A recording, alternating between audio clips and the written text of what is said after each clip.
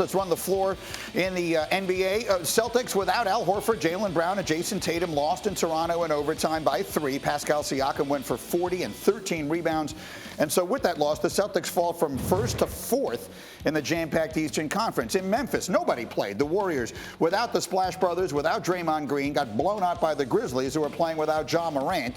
123-95 was the final. Memphis, by the way, 18-2 without Morant. Steve Kerr got thrown out of the game. Oh, and don't look now. The Spurs are inching closer to the playoffs. They beat the Rockets last night, 123-120. DeJounte Murray leading the way for San Antonio with 33 points. And so the bottom of the play-in tournament race, fascinating now. The Lakers, take a look at that. They're just a half game up on the Spurs for the 10th and final spot. And of the 3 teams battling for the final 2 play-in spots, the Lakers have the toughest remaining schedule. 6 of their final 8 are against teams that are over 500. And you were telling us, Wendy, for all intents and purposes, the Spurs and Lakers are tied right now based on the tiebreaker? Yeah, the Spurs have the tiebreaker. And really bad news, they play the Trailblazers twice at home in the next 5 days.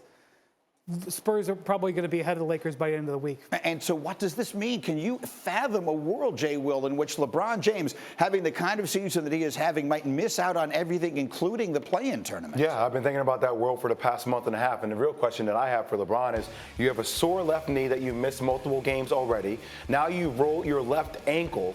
What are we trying to have LeBron James do at the age of 37? We're trying to have him come back and fight for a 10th seed.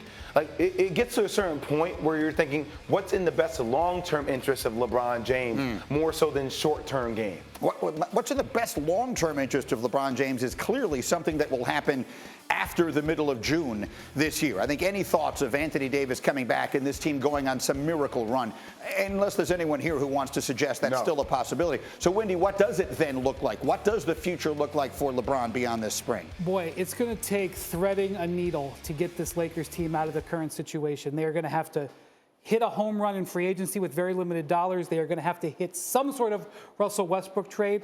And I'm not sure that Rob Pelinka has demonstrated that he's going to be able to do it. The big thing here is in August, LeBron is eligible to sign a contract extension. So he will evaluate the moves in June and July. They don't have a draft pick. That's out the window. He will evaluate the moves in June and July and then extend or not. So this is going to be a very delicate couple of months when this season is mercifully over. Well, he's talked, Jay, about wanting to play long enough to play with his son, Bronny. So retirement doesn't seem to be in the question here. So the question then is, does his career continue in L.A. or somewhere else? Wendy, I do not know.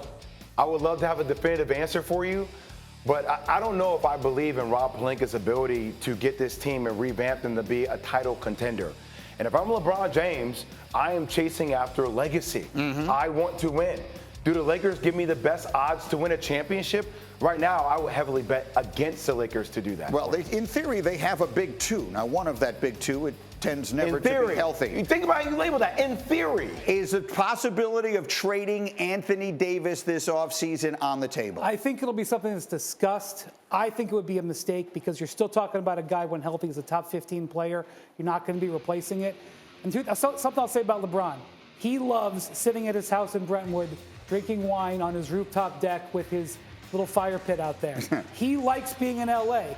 And if it means that he spends the next year and a half just chasing the Kareem record and that is his nightly motivation, that may be something that he is willing to do, even though that is a departure from the LeBron that we have seen for most of his career. But if he does, if he is still there in L.A. and they don't make some kind of monumental move, have we seen the last ring placed on the finger of the king? I can't say that.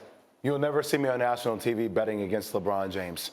I just won't do it. I refuse to do it. He's one of the greatest the game of basketball has ever seen. There's always going to be an ambition for him to try to get another ring. I can't believe LeBron would just, hey, I'm going to check out now and just get stats. He wants to win. No, it's not that he doesn't want to win, but can even he, he'll be 38 years old next season. Can even he drag what this is? Yeah. LeBron's career operates in 4-year increments. Right. He wears his team out. I call it organizational fatigue. It happened the first time in Cleveland. They ran out of draft picks. They had a bunch of guys in their mid-30s. Shaq, good to the finish line. Antoine Jameson.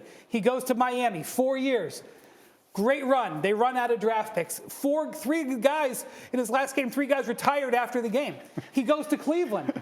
They 4 years, great run. They run out of draft picks. They got old guys. Here we are in LA, 4th year. The oldest team, like we've seen in NBA history, they're out of draft picks. They're exhausted. The correct thing in the LeBron sequencing is to move. But LeBron loves living in LA, loves raising his kids there, loves sending them to that high school, Sierra Canyon. I don't think he wants to move. He's looking to have his cake and eat it too. So, is it time for him to graduate? That's really going to be the question. It's 4 years. It's graduation time this summer. We'll see if he does it.